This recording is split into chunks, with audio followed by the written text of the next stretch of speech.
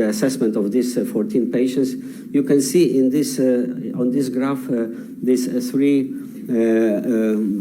upper patients. These patients had no abnormal activity on EEG. They had never been treated preventively. They developed normally, no seizures, no treatment. These four who had paroxysmal activity on EEG, so there was a treatment, this red bar, and because they had no epilepsy developed, the treatment was discontinued, and they were without epilepsy, without treatment, and their development was normal. There were two patients in whom, after the preventive treatment, still we observed clinical seizures, but we treated for some period of time. This epilepsy was also easier to treat, so we could discontinue the treatment. They have no seizures, no treatment, and 5 patients with clinical seizures. In 2013, we had an opportunity, together with 10 clinical sites in Europe and 1 site in Australia, to participate in a European project EPISTOP. The aims of the project were to prove that early treatment with subclinical seizures significantly reduces drug resistance and neurodevelopmental delay in children. And it was the first opportunity to analyze in prospective manner clinical and molecular biomarkers of epileptogenesis, of development of epilepsy. The primary endpoint was time from birth to first clinical seizure, and we had several secondary endpoints at 2 years of age, proportion of patients with clinical seizures, drug-resistant epilepsy, history of infantile spasms, autistic behavior. It's a very complicated graph, but it's important to understand.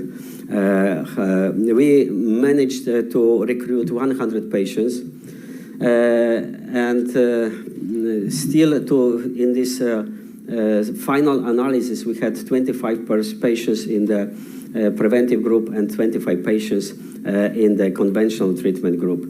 It is important to mention that in this EPISTOP trial, we also carried out EEG every 4 to 6 weeks in the preventive treatment group, and because it was a randomized blinded study, also in this conservative treatment group, I would say, depending on this EEG. Unfortunately, in this 100 patients, there was significant group of 22 of patients who had clinical seizures or electrographic seizures before randomization. So these patients were also excluded from analysis. 7 patients had no seizures, 22 were excluded, 7 discordant EEG. So in final analysis from 100, we unfortunately had only 25 to 25 to analyze. And also it was, so I would just like to mention these 22 patients who escaped from the preventative treatment, because even if we are doing this EEG very frequently, 4 weeks, every 4 weeks, every 6 weeks, for 22% of patients, still it is too long period of time, and they have seizures between the EEGs. Primary endpoints. The preventive treatment delayed onset and lowers the frequency of epilepsy in these patients in the randomized group and also in the observational group, because in this European studies carried out in 10 countries, it is very difficult to obtain the ethical board acceptance for such studies in the same protocol. So that's why we had both groups. And here is the final table of these results. As I mentioned, 25 patients in this preventive treatment and 25 in this conventional treatment group. We had a lower incidence of clinical seizures, drug-resistant epilepsy, and you can see the infantile spasms were seen only in these patients with conventional treatment. In 2016, after the paper of Joyce Wu, also American colleagues started the PREVENT trial. Similar trial also on the prevention of epilepsy in tuberous sclerosis with vigabatrin. Just results of the paper were published 2 days ago. So I just included the results below of this map. And fortunately, there is in audience also Martina Bebin, the main investigator of the study, and Darcy Kruger, also from Cincinnati, who participated in this study. So probably in the discussion we have more details. So preventive treatment in this study with vigabatrin based on EEG epileptiform activity prior to seizure onset doesn't improve neurocognitive outcome at 24 months in TSC children, nor delay onset or lower the incidence of focal seizures and drug-resistant epilepsy in 24 months. But preventive vigabatrin was associated with later time to onset and lower incidence of infantile spasms. So the results were not maybe so conclusive as we expected, I believe, but it is time just to analyze both studies, our study EPISTOP and also PREVENT trial, and to understand better why we could receive these results a little bit differently.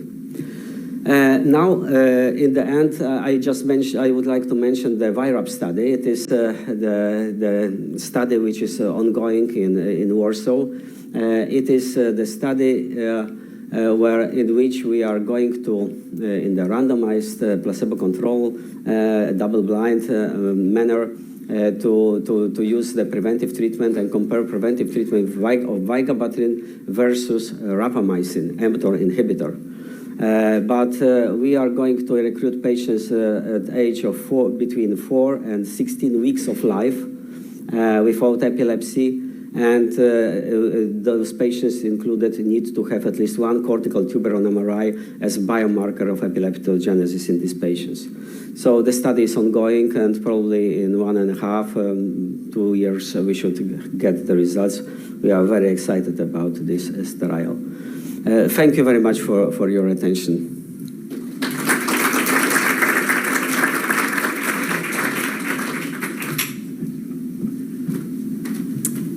Thank you. That is the idea that we're talking about disease modification and tuberous sclerosis and epilepsy in general is very exciting. It's maybe not a perfectly straight road, it's a bumpy road, but so our next speaker is Dr. Nicola Specchio.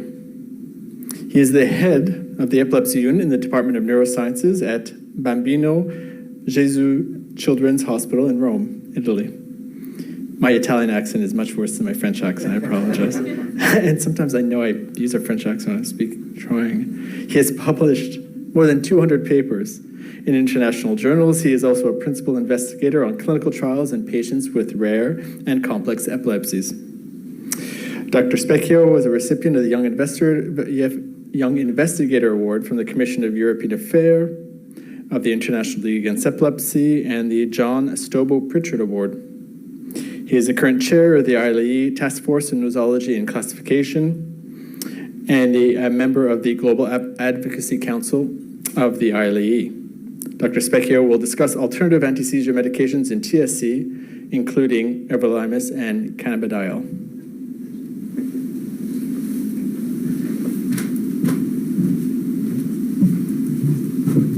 You are there. Oh, I have a timer too. Okay. Yeah, oh, it's in this one. Where's the pointer? Okay. Thank you so much, and thank you very much for a kind invitation in this session. Let me put in the presentation now. I don't know if I can put the presenter view.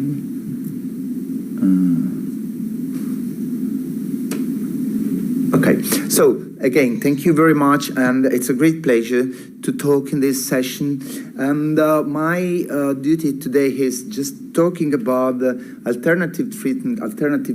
So I try to put together things, and this is the outline of my talk, which is, I have a couple of slides on this model, but just because it is something very useful for me to go to everolimus and other treatments, and then then I will have some slides related to the treatment, but all data that are already published, of course. So I will talk about Exist3 data, CBD, a little bit of VNS and ketogenic diet, and something that is in pipeline, and then I go to some summary and conclusion. So let me start very quickly with this slide, which shows you the early development of a disease network in TSC. And I would like to mention mainly two parts of this figure. The first one, which shows you the temporal dynamic and how you go from the DNA to the RNA protein cell network. And you have the two situations that you can look in those patients, so the developmental encephalopathy or the developmental and epileptic encephalopathy. And you see here the abnormal network bringing to both the neurodegeneration and the neurodevelopmental disorder. Why I'm saying this? Because this is something that is quite a bit linked with what Sergius was mentioning, the preventative treatment and the urgency of treatment. And we know that really that this is a DEE, so developmental and epileptic encephalopathy. However, studies, as this study, 108 patients, they clearly show, and this was very nicely showed by Sergius before, that the early, the learning disability and was nicely correlated with the early onset of epilepsy. And therefore, the need is to treat them, quite aggressively, and to treat them early in life.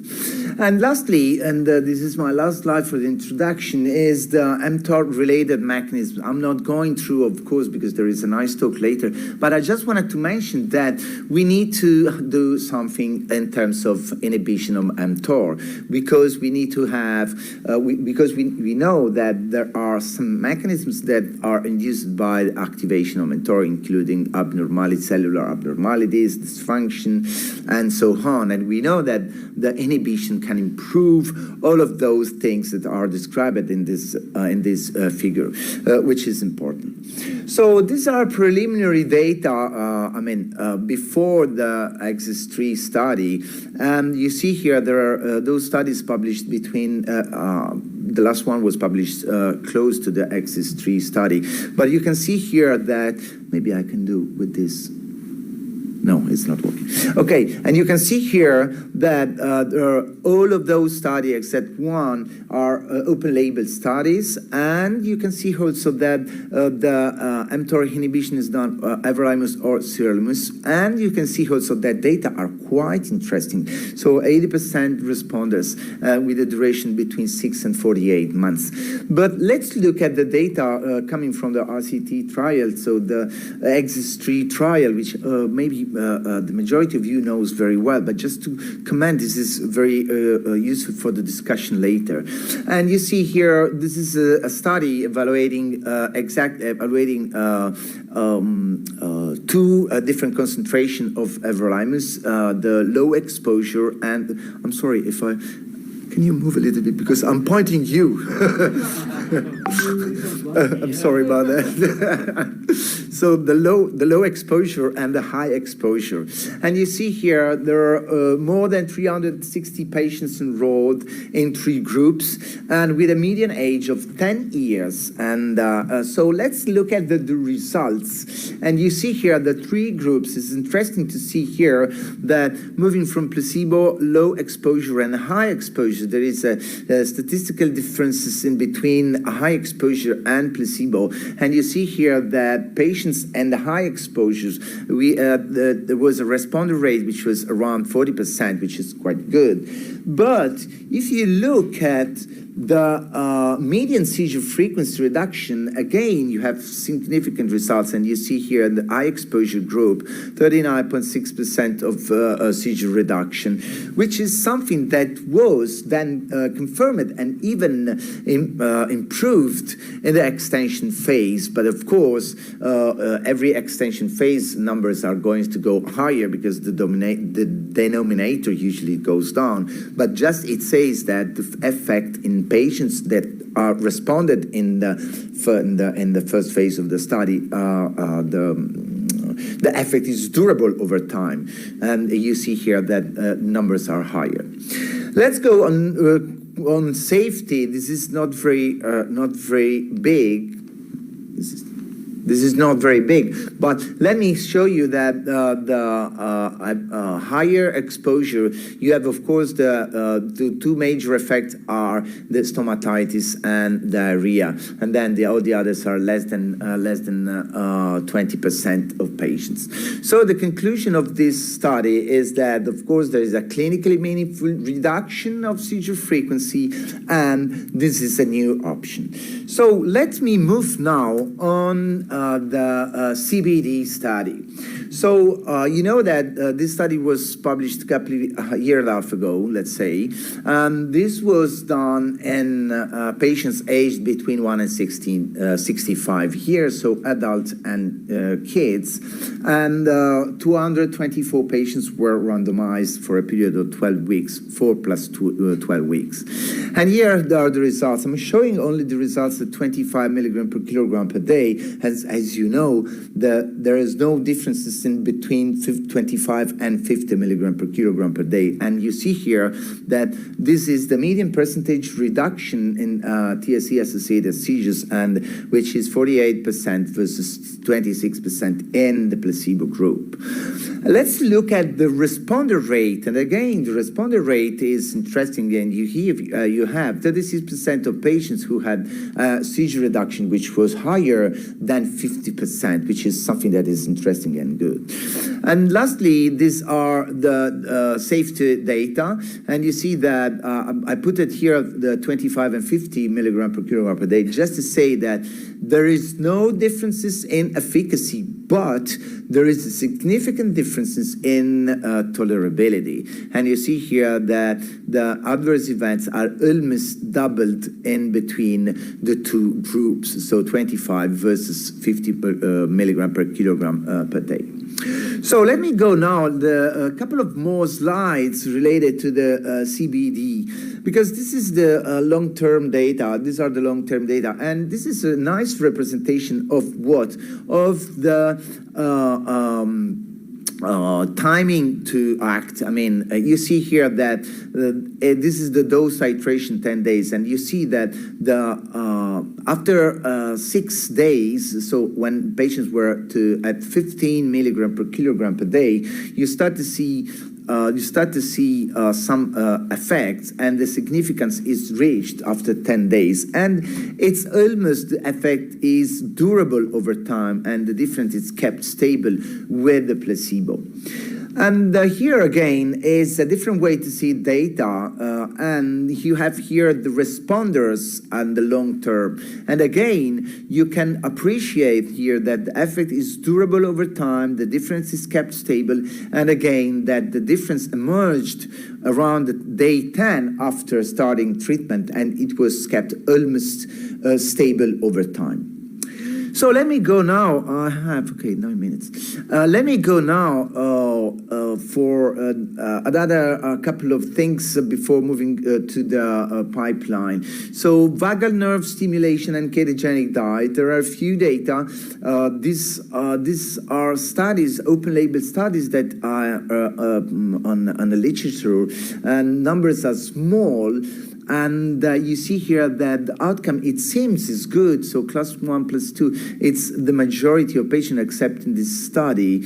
And you see here that this is something that is safe, of course. And together with seizure reduction, in those studies have been reported some others improvements in terms of attention, in terms of behavior, and so on. And let me go to this nice meta-analysis recently published. It's 125 articles.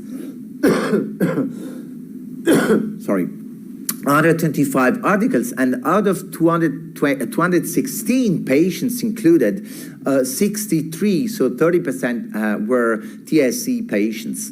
And you see here that the overall results are shown in these two tables, in these two graphs. And you see here that the 50% seizure reduction rate was 68 evident in 68% of patients treated, and 90% was evident in 30% of patients. And this is the absolute power of the study.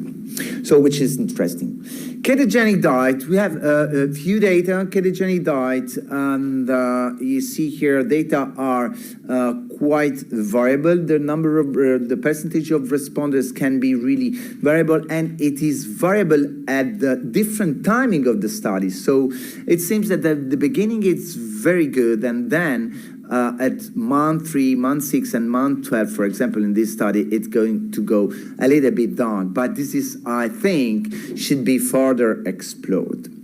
So now, before moving to the end of this talk, I wanted to give you a couple of interesting things about 3 more medications. One is metformin, and this is a very interesting study published 2021 by the UK group from Gauche, and 29 patients with active epilepsy, 15 of them were on metformin. And you see here that there was a mean reduction of 43% from baseline in seizures. And this was observed in patients on metformin groups. It's compared with 3% patients in placebo group. So really interesting and worthwhile to be further explored in the next future. 2 pipeline, one is ganaxolone. As you know, guys, there is this phase 3 study up and running. We don't have results. This is the study design, and this is active in the United States and in Europe. And I think a number of patients have been already enrolled, like more than 50 patients, I think, but there are no data still now available. So let's keep an eye in the next future on this one. And the last one on pipeline is the basimglurant in children and adolescents. And again, this is a study that is up and running, and this is a potent inhibitor of GluR3 receptor. And interestingly, we will see data, and interestingly, this study is has 2 periods, so the week 13 to 16 and week 27-13. So it's a longer observation, which is always good for those patients. So let me go in the last 2 minutes I do have with the last 3 slides. So just this one to show you what are the most probably the mechanisms of action of those drugs that I mentioned. I didn't talk, of course, of vigabatrin, which was the Sedges. But I just wanted to just put an eye on the cannabidiol and everolimus, which both of them, of course, cannabidiol, everolimus we know, but most probably even cannabidiol may have in some way an action reducing the mTOR pathway signaling. You see here those drugs being all approved except, of course, ganaxolone, which is ongoing, and we should start thinking about putting things together. But I wanted to make a point here. Everolimus and cannabidiol, they're good friends, but they have to be respectful one to the other. So please be careful about the interaction. You know that CBD is acting on CYP450-3A4, increasing significantly by 2, even 3-fold the blood levels of everolimus. So be careful about that. Last 2 slides, just to say you that they've been published last week, on 2-3 days ago, the updated recommendations for the treatment of TSC-associated epilepsy. And this is my last slide, which is, of course, it's too small to read, but I wanted to put everything in there. And just to mention that everything is here in the paper. The paper is an open access paper, and you have, of course, I'm not talking about this part, which is vigabatrin. You have the indication for mTOR inhibitors, everolimus and sirolimus, the ketogenic diet, and the VNS, the cannabidiol. And there are the limitations on the right side of the table, and so you have the chance to go and look at that. Thank you very much for your kind attention, and we'll be happy to take questions at the end. Thank you.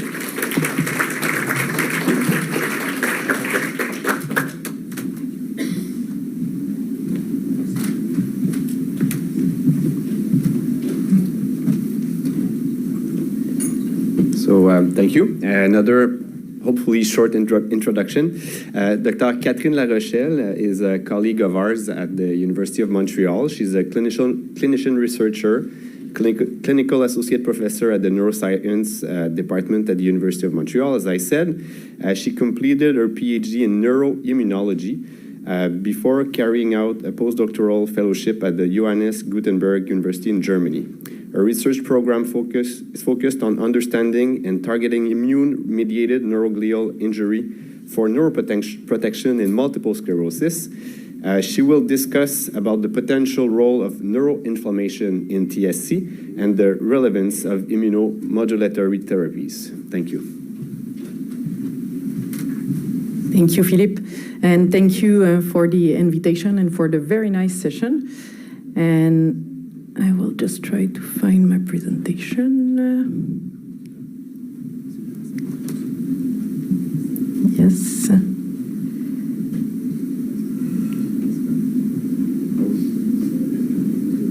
Sorry.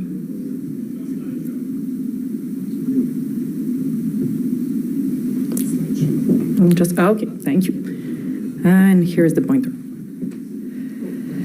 Okay, so here are my disclosures, so nothing in relation to this project. So my real disclosure is, as you heard, I'm usually more in neuroimmunology, neuroinflammation field, but I got interested in epilepsy because there is a very complex and interesting relationship between epilepsy and inflammation. You've probably heard about it earlier today in different sessions.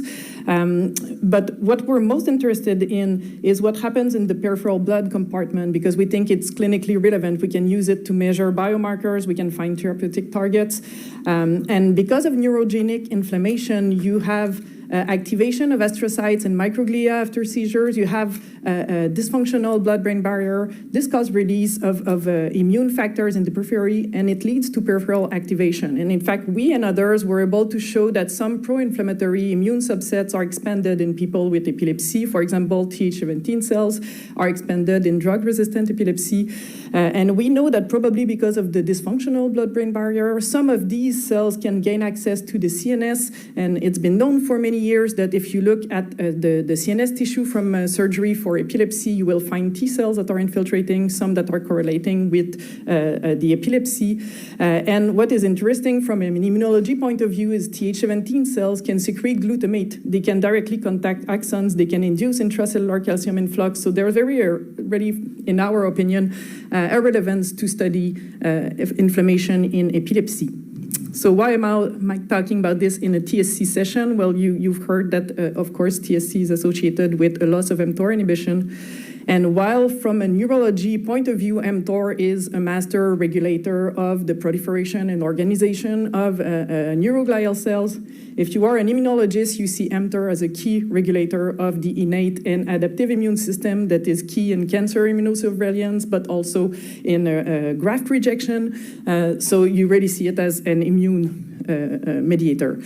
Now, if you look at this very nice cartoon that is from a recently published article in Brain, you see that we know that the mutation associated with TSC are related with a neuroglial alteration that will lead to neurological manifestation. However, even among people with the same genotype, we have very much of clinical heterogeneity. Some have severe epilepsy, some have no epilepsy when they have the same TSC2 mutation, for example. And what we think is that inflammation that is very much influenced by environmental factors, not just by genetic factors, could possibly modulate some of the clinical manifestation in TSC. So our hypothesis is that markers of CNS inflammation injury would be elevated in epilepsy in TSC and could help to identify individuals at risk, and that peripheral inflammation could contribute to CNS inflammation injury and fuel, in fact, the epileptogenesis in TSC. So to test this hypothesis, we decided to build a cohort of biosamples from people with TSC and age and sex-matched healthy controls. So our students did most of the work, but with Marqueser, we were able to recruit 48 people with TSC and 24 age and sex-matched controls. This is an adult cohort. We are in an adult center, so you can see the mean age is 36 and 39 years old. So we have about half of people who are women, as expected. And we have different type of samples, but for the sake of time today, I will show you mostly results using the serum, so insoluble factors. Now, if we look at the characteristic in our TSC cohort, so we have less severe cases because this is an adult clinic. So we have about 17% of our patients who had epilepsy, but it's now resolved. So we have active epilepsy in about half of our patients, and that's what I will consider as having epilepsy for the rest of the presentation. And regarding epilepsy itself, among people with epilepsy, we have 44% that are drug resistant, and we have the rest that is, in fact, seizure-free on anti-epileptic drugs. Now, if we look at the first markers that we looked at is serum neurofilament. So these are filaments that are in the axons. So they are supposed to stay in the axon. So if you have injury to the axon, they might be released. And if you use an ultrasensitive SIMO assay, you can measure it in the peripheral blood. In fact, it correlates very well with the levels in the CSF, and it's been used in multiple sclerosis and traumatic brain injury for a couple of years now. And we had seen, in fact, that in non-TSC epilepsy, as you can see here, you have higher levels of SNFL in the blood of people with epilepsy and drug-resistant epilepsy compared to age-matched controls. So we were interested to see, is it also the case in TSC? So first thing you can see here is that the levels of SNFL in both control and TSC increase with age. This is unfortunately true for every one of us here. As we age, we have more neuroaxonal damage, so it increases. But what you can see is that below 50 years old, only people with TSC have levels that are over the pathological levels. So if you compare that, this is significant. However, if you compare the mean levels, it was not really different between healthy controls and TSC. But when we compare TSC with TSC without epilepsy, you can see that it's significantly higher in people with epilepsy. However, when we compare between drug-resistant and well-controlled among our people with epilepsy and TSC, we don't see a difference. So it means that it's not the seizures that are causing the elevation, but more that we have a marker that is associated with possibly abnormalities leading to epilepsy. The second marker that we wanted to look at is GFAP. So this is glial fibrillary acidic protein. So this is a filament that we find mostly in astrocytes.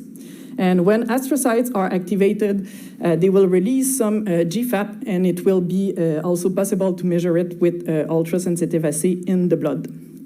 So it's been known in other diseases that you have correlation between elevated levels of GFAP and of SNFL. However, as you can see here, this is not a perfect correlation. You can have high GFAP and normal SNFL or high SNFL and normal GFAP. So when we looked at the levels in TSC, we saw that this is very much elevated in TSC as compared to healthy control. And in fact, when we look at the normal relation where GFAP should increase with age, you see that with healthy controls, but this is lost in people with TSC where it is very much elevated. So as we had not measured it before in epilepsy, we decided to compare our people with TSC to an older cohort of drug-resistant epilepsy and healthy controls. And you can see that, again, this is significantly higher in people with TSC, despite the fact that we compare to people with seizures.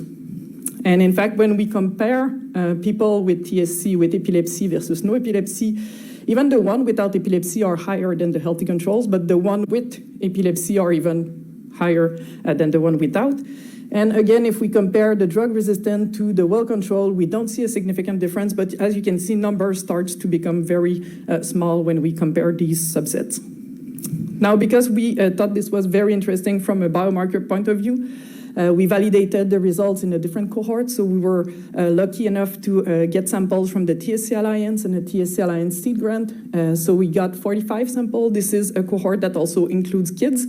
So you see the mean age is 22 years old, and about half are, again, women, and about 70% are drug-resistant epilepsy.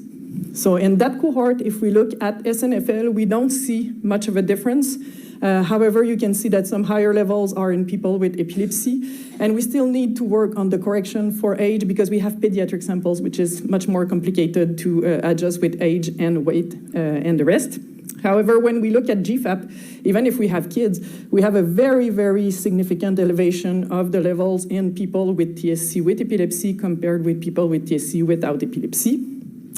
So we thought this is a very promising biomarker, and in fact, there's another group from Italy who just published today in neurology that there are indeed elevated levels of GFAP in people with TSC. So I think we're really going somewhere with GFAP as a biomarker in TSC. And what is also very interesting with GFAP is that if we look at the genotype of people with TSC, in both our cohort and the TSC Alliance cohort, we found that people with TSC1 or TSC2 mutation have higher levels than the one without the mutation. And if we look and we compare for each genotype, the one with epilepsy with the one without epilepsy, so you have the no mutation identified, TSC1 and TSC2, you see that levels are much more elevated in the ones with epilepsy. But if you compare with or without epilepsy, TSC1 and TSC2 are elevated compared to no mutation identified. So this was already really interesting, but it's really hard to target directly neuroinflammation. So we were mostly interested to see is there also peripheral inflammation in TSC. And the first thing we wanted to look at was, are there any inflammatory markers that are distinguishing healthy controls from TSC people? So first, I will show you a couple of cytokines that are different between TSC and healthy controls, but are absolutely not different when we look at epilepsy or no epilepsy. So first one is IL-7, which is implicated in the homeostasis of B cells and T cells, so really important in immunology. We also have IL-1 beta, which is known to be elevated after a seizure, but here in TSC, it's elevated even in people without any seizure, without epilepsy. And it has a really complex and important relationship with mTOR, so this is not necessarily surprising.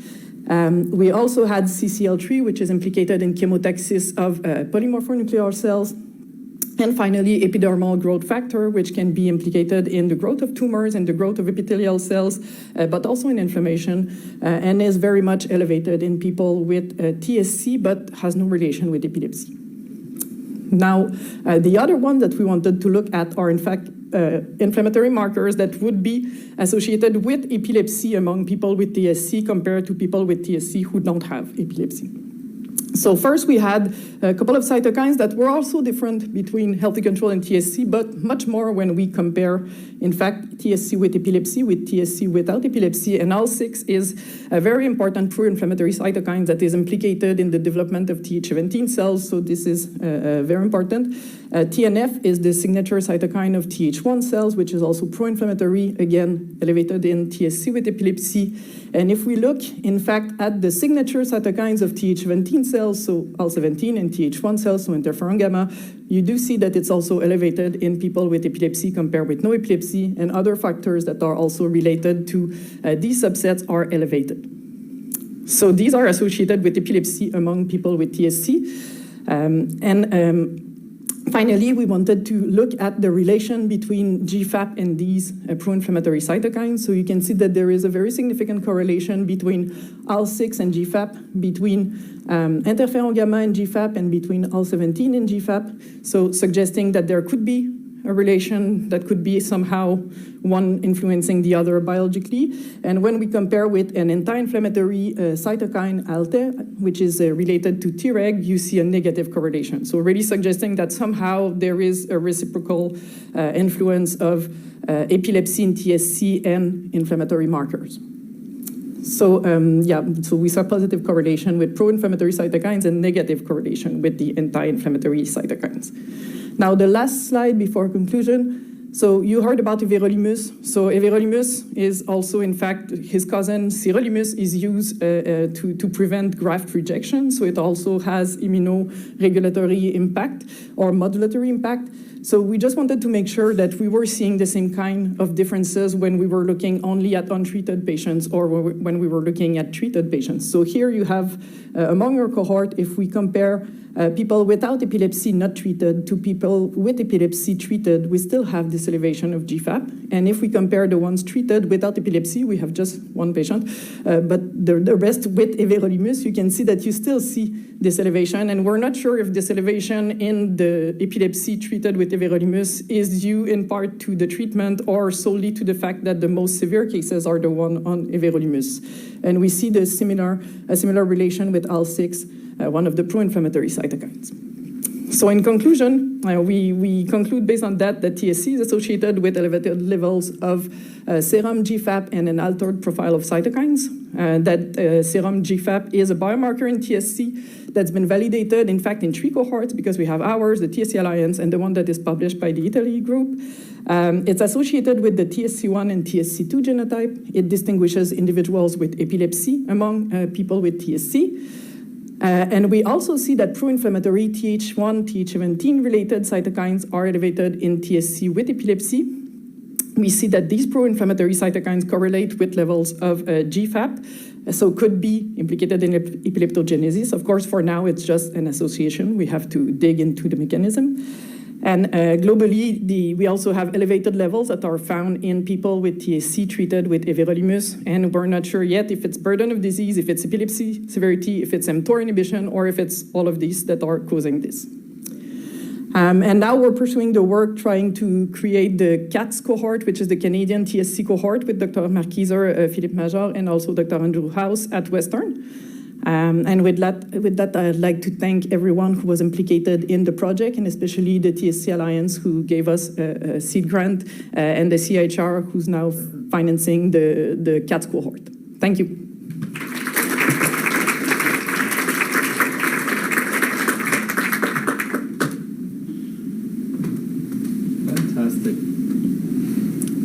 Fantastic.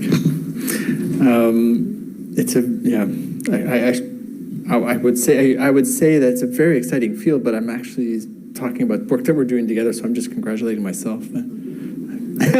So now I am very happy to present Dr. Simon Harvey, who will be our last speaker before the discussion section. So Dr. Harvey is a pediatric neurologist and epileptologist.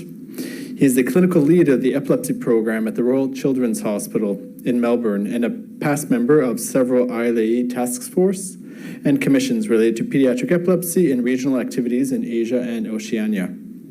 Dr. Harvey has published widely in areas related to epilepsy surgery, cortical dysplasia, and TSC. He will speak to us today on issues related to candidacy for epilepsy surgery in TSC. And your presentation should be...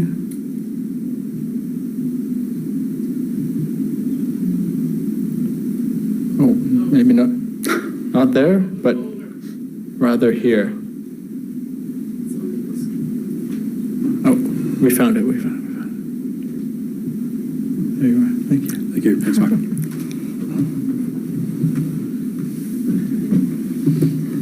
So thank you for the invitation to speak today. My task is to talk about epilepsy surgery in tuberous sclerosis and do that in 15 minutes. So it's quite a challenge. I have nothing to disclose. So my presentation will be with a strong paediatric and personal bias. I'm going to concentrate on issues related to epileptogenicity in tuberous sclerosis, patient selection for surgery, and identification and resection of the epileptogenic region. My presentation is based largely on my group's experience and research, and I'll suggest a pragmatic and safe approach to performing tuberectomies in an informed way. So as we all know, TS is one of the most complex areas of epilepsy surgery, being undertaken at some but not all centres. Patient presentations and severity are heterogeneous, and approaches by centres to investigation and surgery differ widely. and individual patient outcomes vary significantly. This variability is the basis of several controversies in TS epilepsy surgery, including questions about the epileptogenic substrate, which patients are surgical candidates, which investigations are most useful for localising the epileptogenic region, and what is the minimum necessary tissue that needs to be resected. Despite these uncertainties, there's a strong imperative for consideration of epilepsy surgery in TS, especially in infants and young children in whom refractory epilepsy, as we've heard, is associated with intellectual disability and autism. So I hope I'll convince you that well-informed tuberectomies can potentially yield good seizure and developmental outcomes with an acceptable risk.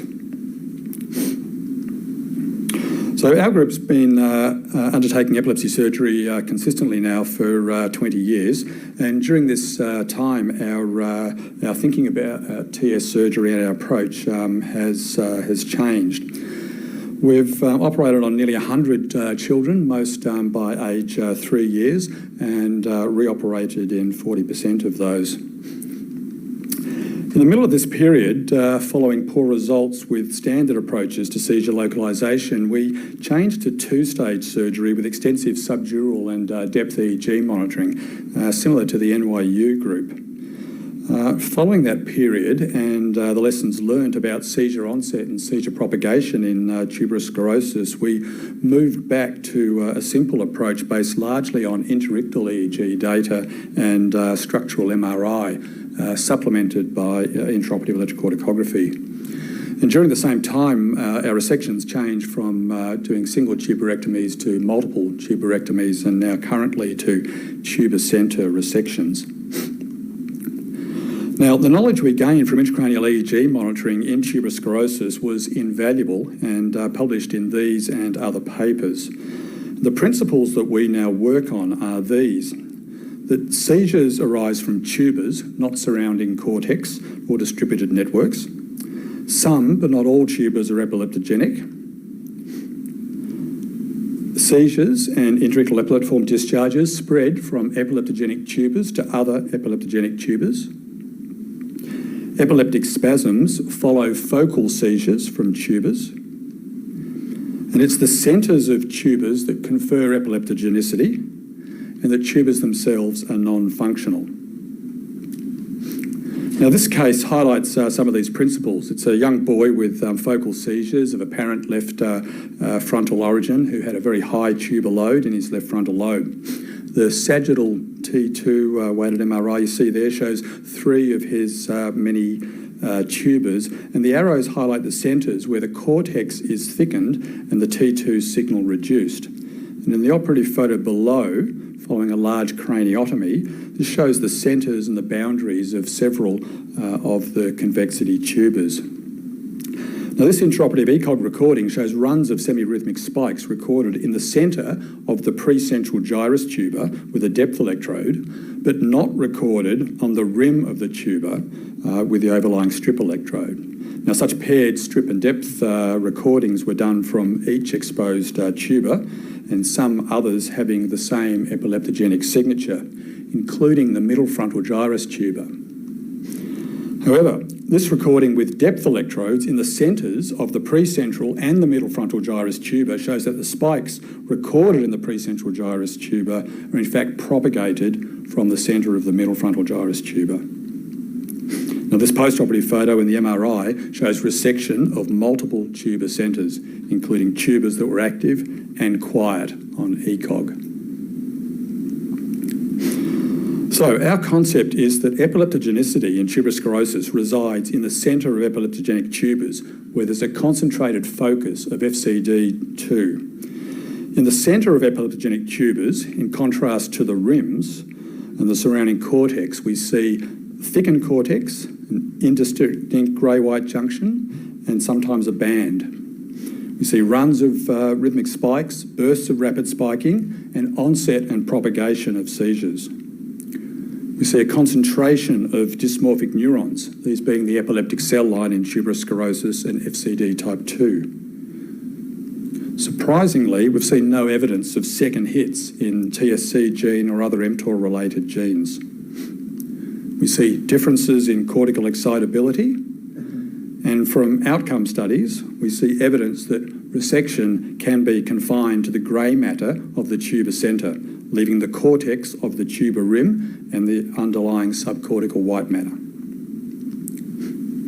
Essentially, tuber centres look like and behave like bottom of the sulcus dysplasias, tiny FCD type 2 lesions which also have excellent seizure outcomes with zero morbidity and no need for intracranial EEG monitoring.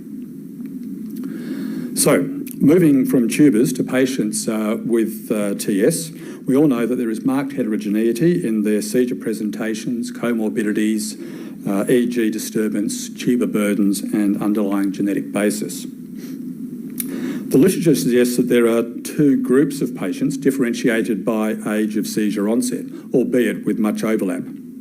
Peak age at seizure onset is between 3 to 5 months, but the age distribution looks more bimodal than skewed, with a later, lower peak age at onset. And 3 years old seems to be where a separation appears.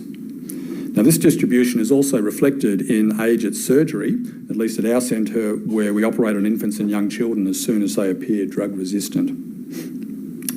In general terms, children presenting before age 3 years tend to have multifocal and poorly localised seizures and EEG abnormalities, often with epileptic spasms. They have a higher tuber load on MRI.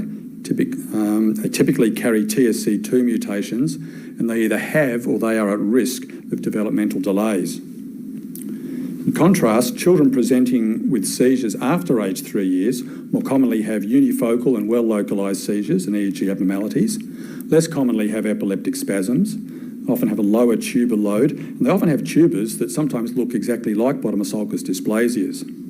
It's in this patient group that we more commonly find TSC1 mutations, and developmentally, these children and adolescents usually have much milder manifestations of TAND. Now, these differences impact on the timing and the urgency of epilepsy surgery, on the choice and the interpretation of investigations, and on seizure and developmental outcomes. In my opinion, all patients with tuberous sclerosis and drug-resistant epilepsy should be considered for surgery, especially and with urgency if an infant or toddler, if they have frequent seizures and an active EEG, or if they're already showing signs of developmental delay.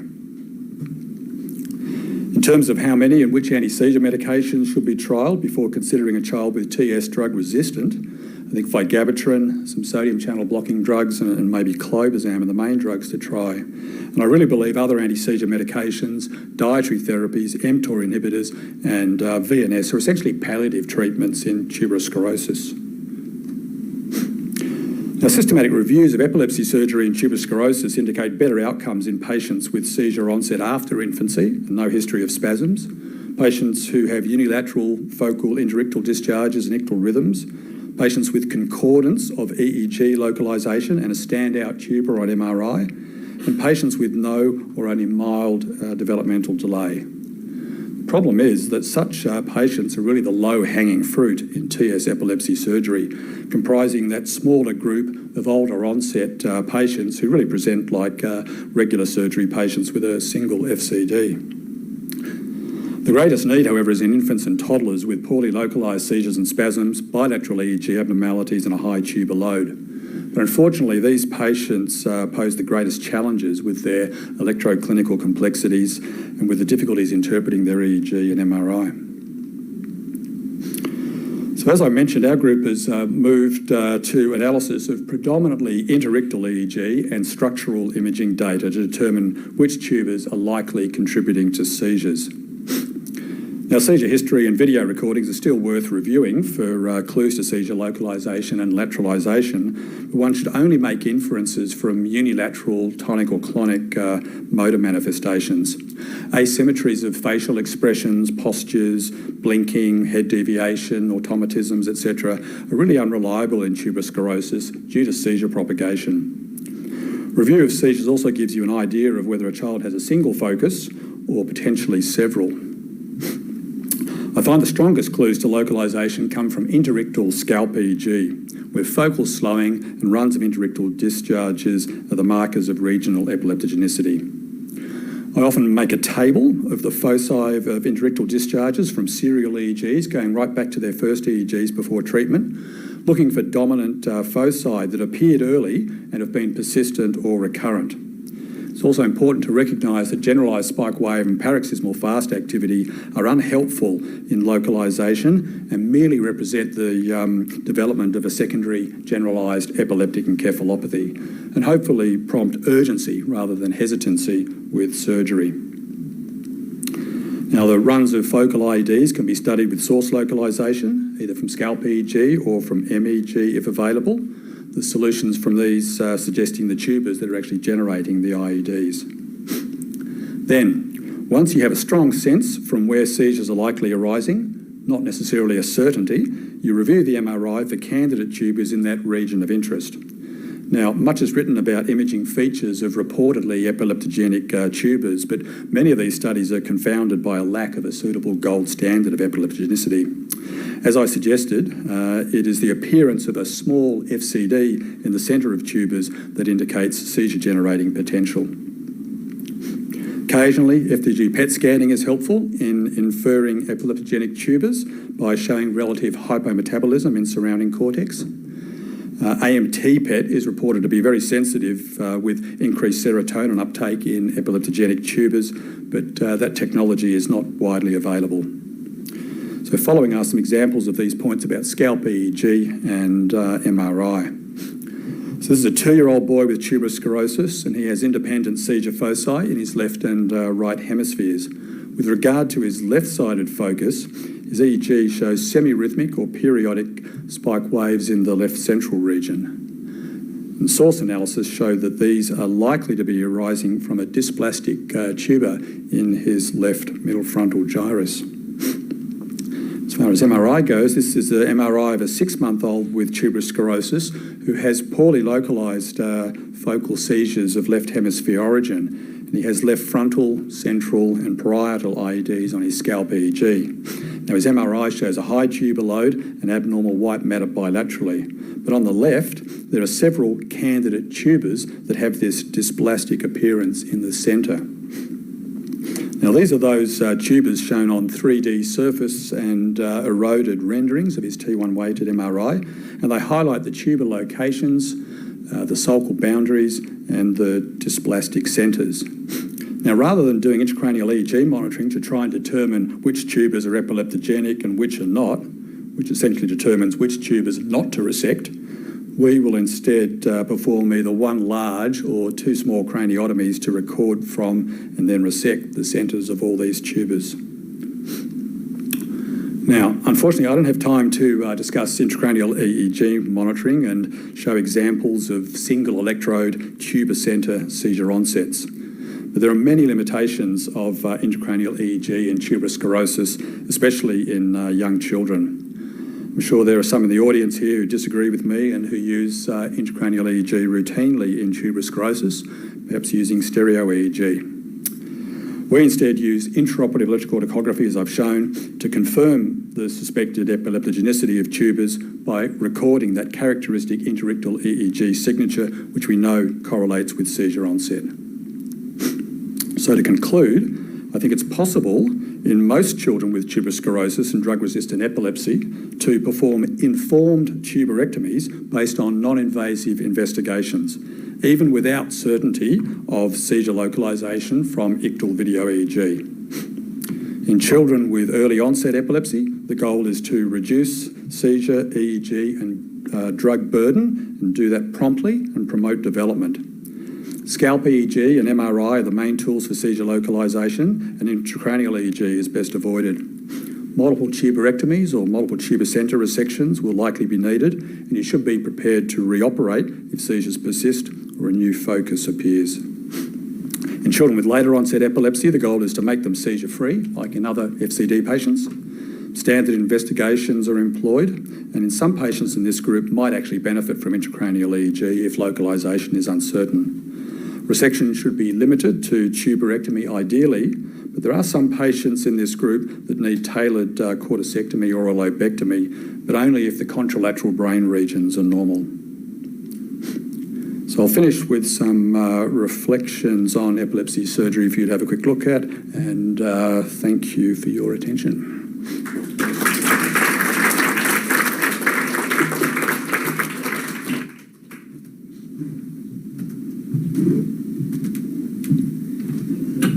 Okay, and now it's time for questions.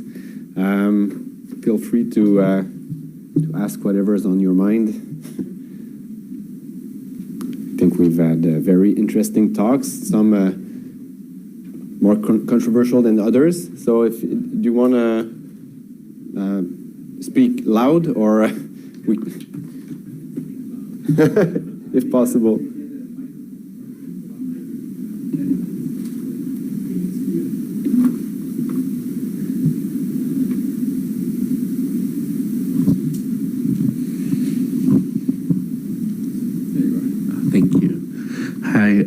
Nice set of talks.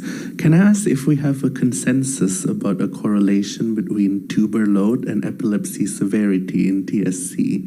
Because as far as I know, that's controversial. And related to the use of SGFAP as a potential marker for epilepsy in TSC, whether or not those patients with the higher SGFAP have potentially a higher tuber load, because as we know in the tuber, there is a high expression of GFAP. So I was just wondering if that's a variable that also predict whether or not the high SGFAP patients have higher tuber load, maybe. I cannot answer the first part, but I can try to answer the second part of the question. So for us, for GFAP, we're looking at the tuber count. So it doesn't seem to be like a direct correlation, because also with epilepsy, it's not a direct correlation that the ones with the most tuber will necessarily be the one with most epilepsy. But of course, there is a certain degree of association. The GFAP that is in the serum is not in the tuber anymore, though, because it usually should be in the tuber. So if it's been released, it might be because there is inflammation or seizures that are happening. But this is certainly something that we are looking at in more details. Maybe for the first part, maybe Dr. Josviak, if you're okay with that.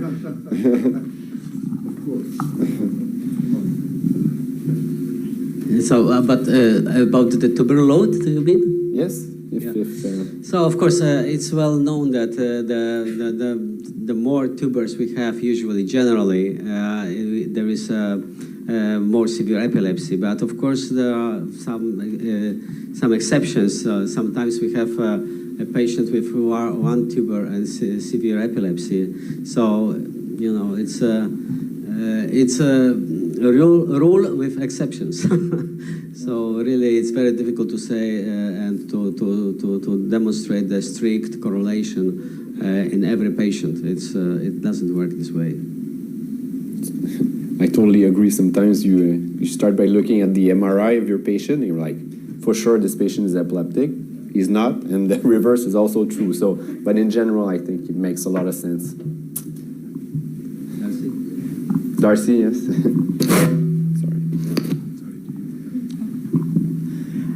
I just wondered, are there any cohorts with samples that are available before the child develops epilepsy to see if these biomarkers have a predictive value? Not to my knowledge, but that's certainly something that we would be interested to look at. I think if you're asking about blood samples, I think there are trials to do that, but certainly not brain samples that I'm aware of. My question is for Simon. With the more focal approach to surgical removal of just the center, have you started integrating lit therapy into those patients? And if so, what's your experience? We don't have lit, but we have no problems doing a big craniotomy. You can see more tubers, you can record from them, and then you can deal with them.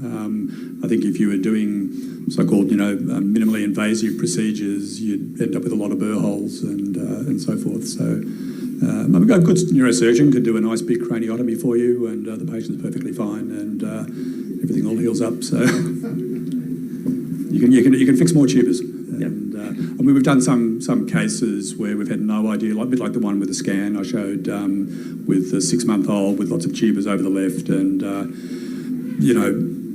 the most pragmatic way to fix that child is just you can get rid of all the seizures in that hemisphere with an approach like that, which is still like LIT, but it's a very small lesion, but it's done under direct vision with recording of EEG, with tissue for analysis, including genetic testing and so forth. I just wonder if anybody has any speculation on the role of cannabidiol in the mTOR pathway. Is that considered to be the effect, anti-epileptic effect? And then allied to that, just in relation to the studies that have been currently done, the placebo in, what was the placebo? Is it possible the placebo was an MCT oil, which possibly has some therapeutic effect and it wasn't really a placebo? Is that possible? Yeah, the mechanism, this is only, there are a few papers on the possible mechanism of cannabidiol interfering with mTOR pathway. So really few data, and there are some preclinical studies ongoing. So I would just saying right now, evidence is they're low, they're only hypotheses. I didn't get your second part of the question. I was just wondering about the placebo? The placebo in the cannabidiol trial. Yeah. Was it an oil? If it was an oil, Yeah, was it an oil. MCT Yeah, sure. oil? Was it an MCT oil? Was it really a placebo, or was it potentially a therapeutic placebo? No, I think it was really placebo. Yeah. I have a question. Please.